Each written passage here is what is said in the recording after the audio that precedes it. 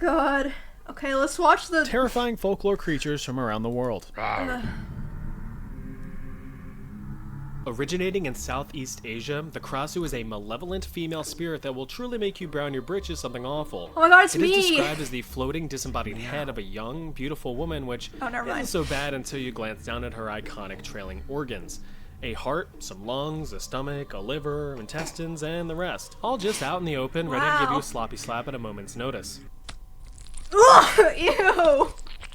A Krasu is believed to be the result of a curse cast upon a young woman who committed horrific atrocities such as infidelity or murder. During the day, a Krasu can walk among humans undetected, appearing as a normal woman, though looking extra super seepy. Haven't murdered night, anyone the yet. Krasu finds a secluded area to detach from her body and fly off into Could the darkness happen, though. to feast.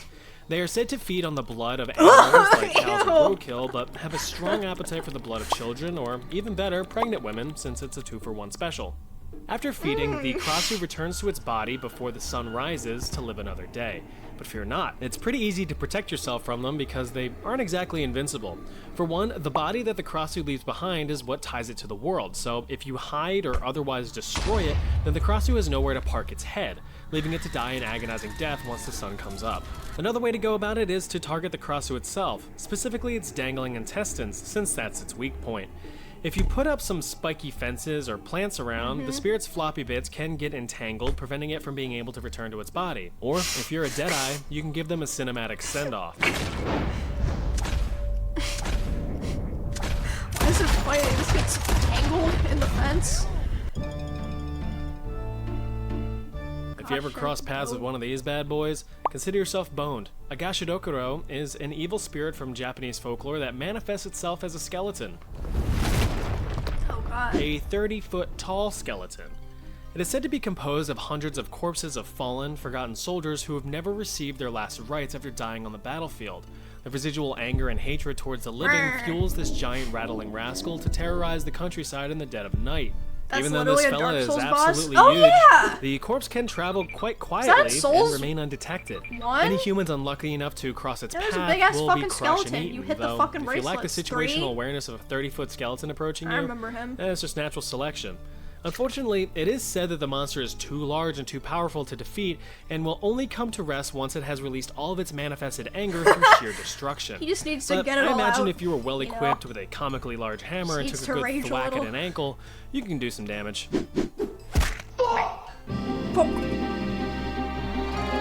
The Naclave is a horse-like demon with origins tied to the Orkney Islands north of Scotland, and is considered to be one of the most evil and most feared spirits in the native folklore.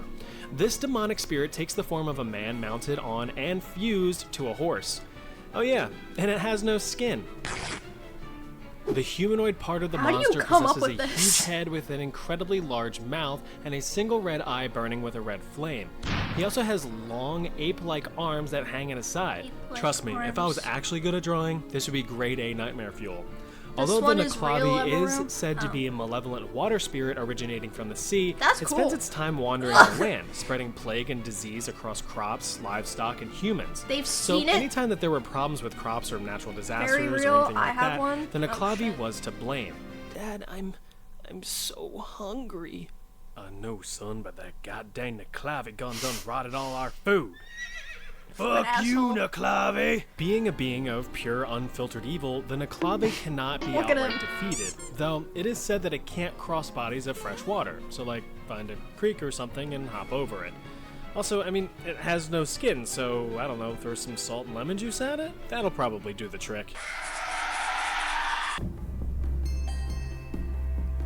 Next, we take a vacation down to the Caribbean with the Sukuyon, an evil spirit, all of these monsters are evil by the way, in case you couldn't tell, that disguises itself as a reclusive old woman during the day, but oh boy, once that sun sets, all hats are off, and so is the Sukuyon's skin. She tosses away her mortal flesh jacket and turns into a fireball, taking off into the night sky to stalk her prey. Oh, you think you're safe indoors? No, see, the Sukuyon can fit through anything to get into your house. A crack in the door, a crack in the floor. She can even get in through your windows and more. But what does a Sukuyon do? She may drink your blood or try to turn you. And if she has her way, there's no chance you can win, for the Sukuyon might just end up wearing your skin. But a way to No, defeat not her my would serve skin. you quite nice, so distract her using a handful of rice. Throw What? it on the ground, then turn and flee. For each grain, she must count carefully. Locate her old skin and cover it with salt. Now her evil deeds have come to a halt. If these rhymes gave you a good vibe, always remember to like, comment, and subscribe. Why did I think that was real? Ugh. Stemming from Central American folklore, the Syympa is an absolute babe. She's described as a stunningly Ooh. attractive, long-haired woman. She is usually seen wearing thin, see-through clothing, which I guess I can't complain too much. You might find her alone at Okay. night around water sources such as a river or a lake, usually washing clothes or bathing. Well, being the big macho man you are, you're not going to let this opportunity pass you by, so you puff out your chest and make your move. Excuse me, babe, I couldn't help but notice you washing your clothes in a very secluded part of the river alone on this eerie moonless night. Can I be of assistance, my lady? Damn, babe, I'm gonna have to break out the special equipment. There you go. That'll work. Although the Syympa do be looking good from behind, it possesses a demonic horse face, which is a deal breaker to most men. Those unfortunate enough to cross its that's path are often understandable. driven mad by its shocking appearance or instantly die of fear when her face is revealed. But if you ever find yourself in the presence of what you think is a Syympa, you may banish it by making the sign of the cross with your fingers. And if that doesn't work, she might not be a Syympa at all, in which case, just tell her you're not really all that interested. Yeah, she's just a butterface. Now this one is the stuff of nightmares. Literal nightmares. An Alp is the OG sleep paralysis demon. They are described as small elf-like demons from Germanic folklore that climb into your room at night and sit on your chest as you sleep. These little bastards just stay perched up on your sternum, restricting your breathing and not allowing you to move or wake up, causing terrifying nightmares. Talk about sleep apnea. Alpin apparently have the I've had ability one to of these shapeshift before. into multiple animals, such as a cat, a dog, a pig, or even a snake. So the next time you wake up with your cat on your face, it might just be a small demon. The way you can tell an Alp apart from your pet is its stupid-looking hat. This is called a Tarn cap, which grants the demon powers, including the ability to become invisible when worn. But don't worry, you can get rid of these little annoying buggers with some simple tricks, which include sticking a broomstick under your pillow, hanging iron horseshoes on your bedpost, placing your shoes against your bed with the toes pointing toward your door, placing a mirror on your chest, hanging steel crosses around the room. You can also bargain That's with a the lot of Alp, work. asking it to come back in the morning for coffee. It will scurry away and return in the morning to claim its prize. Take this opportunity to cave its frontal lobe in with a solid oak plank. Problem solved. Back to bed. So, there you have it. A bunch of spooky things from around the world. Do they really exist? Of course not. That would just be silly.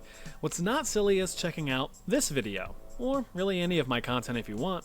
I'll see you over there. I actually like that.